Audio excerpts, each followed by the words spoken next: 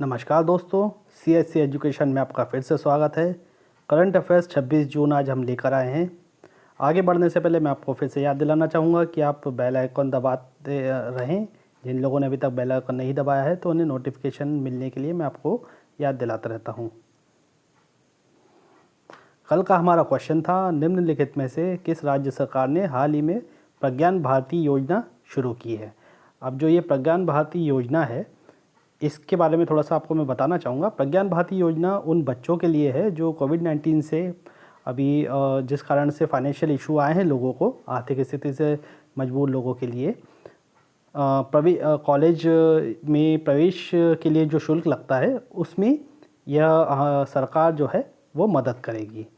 अब उसका सही आंसर आपने सही बताया था, असम सरकार है जो बच्चों को मदद करेगी। 50,000 तक की सब्सिडी देने का प्रावधान है। चलिए अब देखते हैं अगला क्वेश्चन। आज का पहला क्वेश्चन है विजडन इंडिया। विजडन इंडिया जो है वो उन्होंने एक पोल कराया है जिसमें पिछले 50 वर्ष के सर्वश्रेष्ठ क्रिकेटर का पोल किस खिलाड़ी ने जीता है। अब ऑप्शन उसमें से आप देख लेते हैं, सचिन तेंदुलकर, सुनील गावस्कर, जहीर खान और राहुल द्रविड़।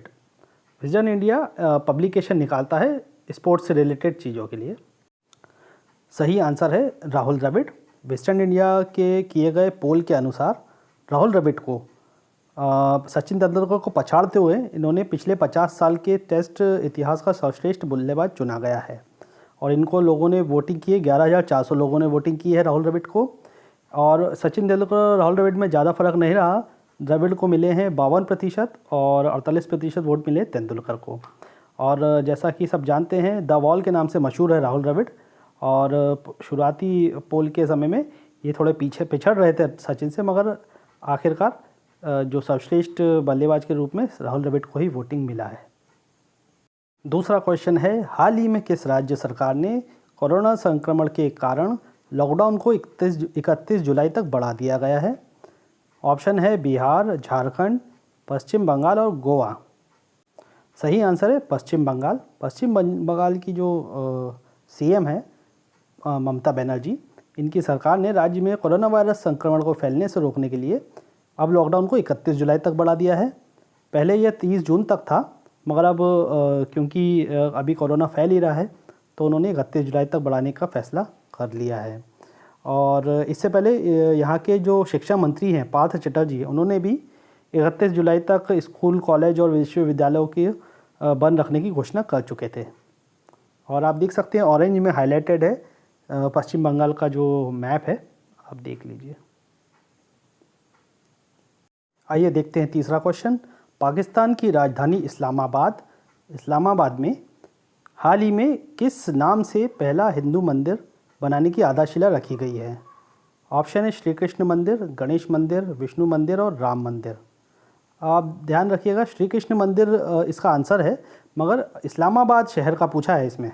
मतलब इस्लामाबाद के बाहर और भी मंदिर होंगे, इस्लामाबाद शहर के बारे में पूछा है कि यहाँ पे पहला मंदिर श्री कृष्ण मंदिर का है। और यहाँ पे जो इस्लामाबाद हिंदू पंचायत है, इसने यहाँ पे श्री कृष्ण मंदिर बनाने की आधारशिला रखी है। और इसका जो खर्च है वो 10 करोड़ रुपए 10 करोड़ पाकिस्तानी करोड़ रुपए का खर्च आएगा। मंदिर के लिए 2017 में ज़मीन दी गई थी। चौथा क्वेश्चन है, हाल ही में महाराष्ट्र के नए मुख्य सचिव मतलब चीफ सेक्रेटरी के रूप में किसे नियुक्त किया गया है। ऑप्शन है प्रमोद कुमार, संजय कुमार, अनिल कुमार और दिलीप त्यागी। सही आंसर है संजय कुमार। संजय कुमार सीनियर IAS अधिकारी हैं महाराष्ट्र सरकार में, और इन्हें अब यह कार्यभार संभालेंगे, मुख्य सचिव नियुक्त किया गया है इन्हें।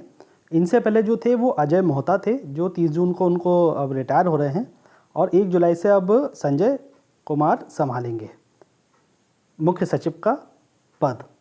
और अजय मेहता जो हैं उन्हें बना दिया गया है प्रधान सलाहकार, मुख्यमंत्री के प्रधान सलाहकार बना गया है।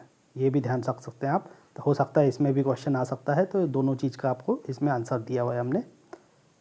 5वां सवाल है, हाल ही में किस देश ने भारत के बाहर पहली योग यूनिवर्सिटी खोलने की आधारशिला रखी है? और ऑप्शन है नेपाल, पाकिस्तान, अमेरिका और चीन। सही आंसर है अमेरिका। अमेरिका ने अभी आपको मैंने थोड़े दिन पहले बताया था 21 जून को निकला है अंतर्राष्ट्रीय योग दिवस, इंटरनेशनल योग डे। वो छठा नंबर का था, छठा योग दिवस था। और इसके उपलक्ष्य में यहाँ पे लॉस एंजलिस कहाँ पड़ता है? वेस्टर्न कोस्ट पे पड़ता है, यहाँ पे वेस्टर्न साइड लॉस एंजलिस में यहाँ पे योग विश्वविद्यालय बनाने की आधारशिला रखी गई है। और स्वामी विवेकानंद योग फाउंडेशन के कुलाधिपति और प्रख्यात योग गुरु डॉक्टर, मैंने हाईलाइट किया हुआ, डॉक्टर HR नागेंद्र इसके पहले अध्यक्ष होंगे, यहाँ के अध्यक्ष होंगे HR नागेंद्र। और विदेश राज्य मंत्री P मुरलीधरन ने इस मौके पर कहा है कि स्वामी विवेकानंद ने अमेरिका से भाईचारे के संदेश दिया था और भारत के बाहर पहले योग विश्वविद्यालय के जरिए योग का संदेश भी अमेरिका से दुनिया में प्रसारित किया जाएगा। जैसा आप जानते हैं, स्वामी विवेकानंद जी ने 1895 में अमेरिका में एक बहुत ही धर्म संसद हुई थी, जो उसमें बहुत विश्वविख्यात एक भाषण दिया था, जिसके कारण वो विश्व में मशहूर हो गए थे। और ये आप देख सकते हैं, मैंने मैप बताया हुआ है, ये मैप है दुनिया का, जिसके अंदर ये नॉर्थ अमेरिका में USA का, यूनाइटेड स्टेट्स ऑफ अमेरिका का ब्लू कलर में नक्शा दिख रहा है। ये ऊपर का जो हिस्सा है ये अलास्का कहलाता है और ये पूरा मेन लैंड बोल सकते हैं USA का। छठा क्वेश्चन है, भारत ने फिलिस्तीनी शरणार्थियों के कल्याण के लिए काम करने वाली संयुक्त राष्ट्र राहत और निर्माण agency United Nations relief and construction agency को कितने मिलियन अमेरिकी डॉलर की सहायता राशि देने की प्रतिबद्धता जताई है? ऑप्शन है 20 मिलियन अमेरिकी डॉलर, 40 मिलियन अमेरिकी डॉलर, 10 मिलियन अमेरिकी डॉलर और 31 मिलियन अमेरिकी डॉलर। 1 मिलियन कितना होता है? 10 लाख। तो आप उस हिसाब से मैं आपको आगे बताता हूँ। और सही आंसर है 10 मिलियन। अब 10 मिलियन मतलब कितना हो गया? 1 करोड़। 1 मिलियन मतलब 10 लाख और 10 उसको 10 से करेंगे तो 10 मिलियन इक्वल टू 1 करोड़।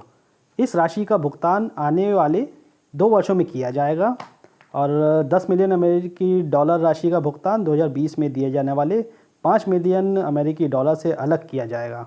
जो 2020 में दे देंगे उसके अलावा 10 मिलियन डॉलर और देंगे।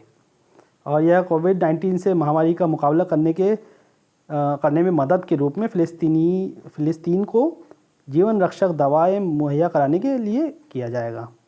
और भारत सरकार द्वारा 10 मिलियन अमेरिकी डॉलर के योगदान की घोषणा UNRWA के लिए आयोजित आभासी मंत्री स्तर सम्मेलन के दौरान की गई। 7वां क्वेश्चन है, हाल ही में किस देश ने चीन, वियतनाम और कोरिया से कुछ प्रकार के विशिष्ट इस्पात उत्पादों के आयात पर एंटी डंपिंग शुल्क लगाने की घोषणा की है? और ऑप्शन है नेपाल, बांग्लादेश, भारत और रूस। एंटी डंपिंग, इससे पहले अपन डंपिंग के बारे में समझेंगे, पहले आंसर मैं बता देता हूँ आपको। आंसर है भारत। भारत ने अभी चीन से जो मुठभेड़ हुई है उसके बाद से आयात शुल्क बढ़ाया है कुछ चीज़ों पे, जिसको पहले चीन क्या करता था, डंपिंग एक प्राइसिंग पॉलिसी होती है। वो अपना जो सामान होता था वो बहुत ही निम्न स्तरों पर, मतलब जो कॉस्ट है मार्केट की एक डिसाइडेड प्राइस होती है, उससे भी कम प्राइस पे अपना माल बेचता था। जिससे क्या होता था, लोकल जो उत्पाद करते थे, जैसे कि अपने इंडिया में लोकल उत्पाद करने वाले जो व्यापारी जो मैन्युफैक्चरर होते थे वो उस कॉस्ट को मैच ही नहीं कर पाते थे और इस कारण धीरे धीरे वो अपने मार्केट से अपना प्रोडक्ट बेच ही नहीं पाते थे। जिससे क्या होता था, चाइना की मोनोपोली, एक छत्र राज जारी हो जाता था। और इसको कहते हैं डंपिंग, मतलब कंपटीशन को काट कर अपना माल बेचना शुरू कर देता था। जैसे कि हमारे यहाँ टॉयज़ इंडस्ट्री में ऐसा 80% पूरा चाइना का ही माल बिकता है। ऐसे बहुत सारी इंडस्ट्री है जो चाइना अपना माल बेचती है और हमारे जो लोकल वेंडर हैं वो मैन्युफैक्चरर नहीं बेच पाते कॉस्ट प्राइसिंग के कारण। और इसी तरह हम भारत ने अभी इस्पात के उत्पादों पर आयात में एंटी डोपिंग शुल्क लगाने की घोषणा की है। अब यह आयात शुल्क जो लागू हुआ है, यह शुल्क $0.07 प्रति टन से लेकर 173.1 डॉलर प्रति टन हो सकता है। इस संबंध में जारी अधिसूचना के अनुसार चीन, वियतनाम, कोरिया पर अधिरोपित किया गया एंटी डोपिंग शुल्क 5 वर्ष की अवधि के लिए प्रभावी होगा। देखते हैं 8वां क्वेश्चन। अंतर्राष्ट्रीय ओलंपिक दिवस निम्न में से किस दिन मनाया जाता है? और आप ऑप्शन है 10 जनवरी, 15 मार्च, 12 मई और 23 जून। सही आंसर है 23 जून। जून में बहुत ही इंपॉर्टेंट डेज़ मैंने आपको बताए हैं, जिसमें से आपको इंटरनेशनल ओलंपिक डे भी आप नोट करके रखिएगा। और इंटरनेशनल ओलंपिक डे जो मनाया गया था, सबसे पहले जो समिति बनी थी उसकी स्थापना हुई थी 23 जून को ही 1894 में। और कहाँ हुई थी? पेरिस में। पेरिस है राजधानी फ्रांस का। और आप देख सकते हैं जो एक ओलंपिक का जो ये साइन होता है, 5 रिंग होते हैं, ये किस चीज़ का प्रतीक होते हैं? आप ध्यान रखिएगा, अगर आपको नहीं पता है तो ये 5 जो हमारे महासागर है, ओशियन है, उनका प्रतीक होते हैं। और आपने ज्योग्राफी की अगर वीडियो देखी होगी हमारी, तो विजेंद्र सर ने 5 महासागरों का नाम भी आपको बताए हैं। आज का वीडियो आप देखिएगा ज़रूर, अगर आपने नहीं देखा है तो। और यह क्यों मनाया जाता है? यह ओलंपिक खेलों के नियमित आयोजनों को सुनिश्चित करता है, सभी संबद्ध सदस्य संगठनों का समर्थन करता है और उचित तरीक़ों से ओलंपिक के मूल्यों को बढ़ावा देता है। 23 जून आप ध्यान रखिएगा डेट, ये इम्पॉर्टेंट डेट है। ओलंपिक के इंटरनेशनल ओलंपिक डे मनाते हैं इस दिन। 9वां क्वेश्चन है, किस भारतीय अर्थशास्त्री और नोबेल पुरस्कार विजेता ने साल 2020 के जर्मन बुक ट्रेड का प्रतिष्ठित शांति पुरस्कार जीता है? ऑप्शन है अमर्त्य सेन, मनमोहन सिंह, रघुराम राजन और विजय शंकर व्यास। ये इंपॉर्टेंट क्वेश्चन है, आप ध्यान रखिएगा। शांति पुरस्कार जर्मन बुक ट्रेड का। सही आंसर अमर्त्य सेन। ए, जर्मनी के प्रकाशक और पुस्तक विक्रेता संगठन जर्मन बुक ट्रेड, ये जो प्रकाशक हैं जर्मनी के, उन्होंने भारतीय शास्त्री और दार्शनिक अमर्त्य सेन को 2020 के शांति पुरस्कार के लिए चुना गया है। शांति पुरस्कार उन्हें क्यों मिला है? समाज में फैले अन्याय को उजागर करने के लिए विश्व भर में। और अमेरिका में अभी जो अमर्त्य सेन है वो हार्वर्ड यूनिवर्सिटी में पढ़ाते हैं और उन्हें नोबेल पुरस्कार 1998 में मिला था, 1998 में। फ्रेंड्स, लास्ट क्वेश्चन है हमारा। केंद्र सरकार ने हाल ही में प्रधानमंत्री मुद्रा योजना के तहत शिशु कर्ज श्रेणी के अंतर्गत आने वाली छोटी राशि का कर्ज ले रहे कर्जदाताओं को कितने प्रतिशत ब्याज सहायता देने की मंजूरी दी है? ऑप्शन है 2%, 3%, 4% और 5%। इसका सही जवाब आप मुझे कमेंट बॉक्स में रोज़ की तरह बताइएगा। और आशा करता हूँ आपको ये वाला वीडियो आज समझ आया होगा।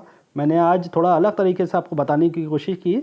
थोड़ा मैं वीडियो को ज़्यादा लंबा नहीं बनाना चाहता हूँ रोज़ इसलिए नहीं बनाता हूँ क्योंकि आपका टाइम भी बहुत कम रहता है। मेरे को कम समय में आपके पास ज़्यादा जानकारी मिल सके, इसलिए मैं जल्दी बता देता हूँ सारी चीज़ें।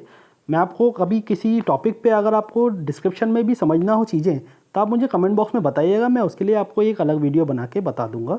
मैंने इंडिया और चाइना के बारे में जो मुद्दा हुआ था उसके बारे में एक वीडियो बनाया था, अगर आपने देखा होगा, और नहीं देखा होगा तो आप हमारे जो चैनल की लिस्ट है उसमें से देखिएगा। मिलते हैं अगले वीडियो में। आज का यह वीडियो यहीं समाप्त होता है। जय हिंद।